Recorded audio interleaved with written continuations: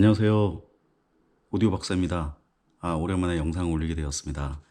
오늘은 오디오에 대한 기초 상식과 그리고 또 오디오를 시작하시려는 분들에게 유용한 여러 가지 팁들을 드리고자 합니다. 오디오라는 게 무엇이냐? 우리가 알고 있는 옛날부터 사용했던 전축, 그리고 오디오, 그리고 요즘 많이 사용하는 블루투스 오디오를 비롯해서 여러 가지 휴대할 수 있는 여러 가지 오디오 종류들이 있지만, 제가 지금 중점적으로 다루게 될 것은 비교적 하이엔드 오디오, 아니면 소장 가치가 있거나 또 음질을 자기가 원하는 대로 구현할 수 있는 그런 취미성이 강한 부분을 말씀드리는 겁니다. 그래서 일반적으로 시판하고 있는, 시중에 판매하고 있는 그런 오디오하고는 약간 성격이 틀립니다. 좀 취미성이 있다는 것이죠. 그래서 이 오디오에 대한 어떤 기초적인 상식이 있어야만 이 부분에 있어서 접근할 수가 있어요. 가장 중요한 것은 오디오가 어떻게 구성되는지, 그리고 또 오디오를 또 어떻게 구입을 해야 되는지, 또 어떤 오디오를 구입을 해야 되는지, 또 어디서 어느 정도의 가격을 주고 구입하면 적당한지, 바가지를 쓰지 않을 수 있는지, 그런 부분들이 굉장히 궁금한 그런 점일 것입니다. 일단 오디오의 구성이라고 하면 대표적으로 이런 앰프하고 또 이런 스피커들, 이런 것들이 가장 중요한 것이고, 또 CD 플레이어라든지 뭐 MP3에서 받는 음원, 그리고 또 블루투스에서 받는 여러 가지 음원들, 그리고 LP, 턴테이블을 말하는 LP, 이런 것들이 주로 소스 기기가 됩니다. 일단은 소스 기기로부터 우리가 음악을 선정을 하죠. 이렇게 LP판에서는 LP를 고르고, 또 MP3에서는 여러 가지 그 음원들을 가져오고, 또 핸드폰에서 여러 가지 유튜브 영상이나 그런 동영상이나 음원을 가지고 저희가 음원들을 찾아서 듣게 되죠. 그런 그 음원들을 증폭할 수 있는 기기들이 필요합니다. 증폭할 수 있는 기기들이 있는데 그것을 우리를 앰프라고 합니다. 앰프에는 여러 가지 종류가 있어요. 그리고 또 소스에도 여러 가지 종류가 있는데, 지금은 일단은 기본적인 그런 골격부터 말씀을 드린 거예요. 일단은 소스 기기에서 음원을 받아서 앰프에서 그것을 꼭 증폭을 해서 그것을 스피커를 통해서 소리를 내주는 거죠.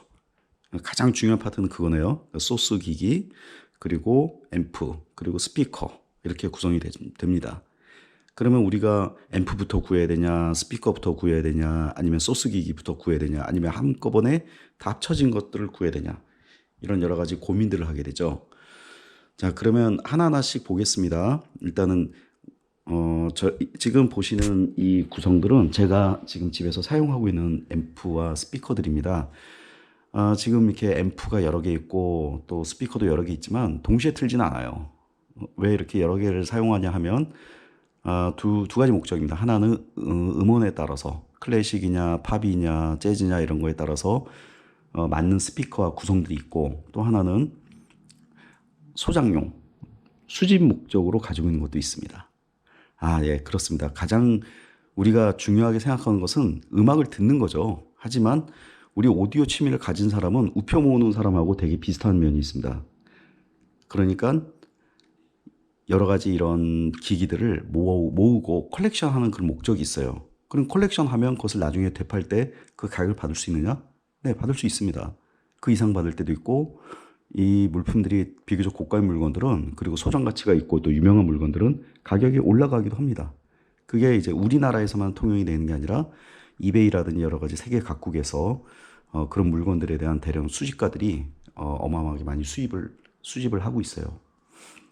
그러면 제가 말씀드리는 그런 앰프나 스피커들은 일상적으로 여러 가지 그냥 용산 전자상가 일반적인 그런 상가라든지 뭐 교보문고라든지 이런 데서 파는 그런 블루투스 스피커, 블루투스 앰프라든지 여러 가지 그렇게 쉽게 사용할 수 있는 그런 기기들을 말씀드린 것이 아니라, 소장 가치가 있고 사놓으면 그것을 나중에 되팔 때 가격을 받을 수 있고, 이거를 재테크라고 하기에는 그렇지만 때로는 재테크도 됩니다. 왜냐하면 가격이 올라가기도 해요. 왜냐면 사람들이 굉장히 좋은 앰프였네, 숨어있던 명기였네 하면서 굉장히 수집이 열풍이 부는 경우가 있습니다.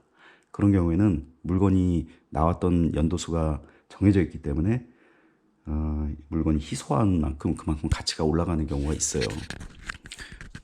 그리고 한편으로는 그런 명기들이라고 하는 기기들을 복각을 해서 클로온으로 만들기도 합니다. 그게 또 일종의 제작하는 그런 즐거움, 손으로 만지는 즐거움을 주기도 합니다.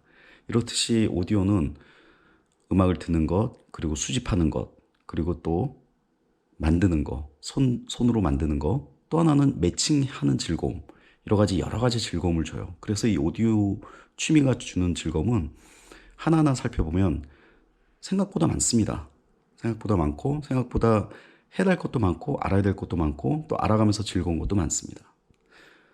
아까 말씀드리다만 이런 앰프 구성이라든지 스피커 구성, 제가 이 유튜브를 찍는 동안에 자세하게 말씀을 드리겠지만 오늘은 대표적으로 앰프에 대해서 말씀드릴게요. 우리가 사용하는 앰프는 거의 다 인티그레이티드 앰프입니다. 앰프 하나로 모든 게 다 해결되는 거예요. 그 안에 볼륨 조정, 셀렉터, 또 이런 여러 가지 소스 기기를 연결하는 뒤에 단자들 다 있죠. 그냥 앰프 하나로 다 끝나요.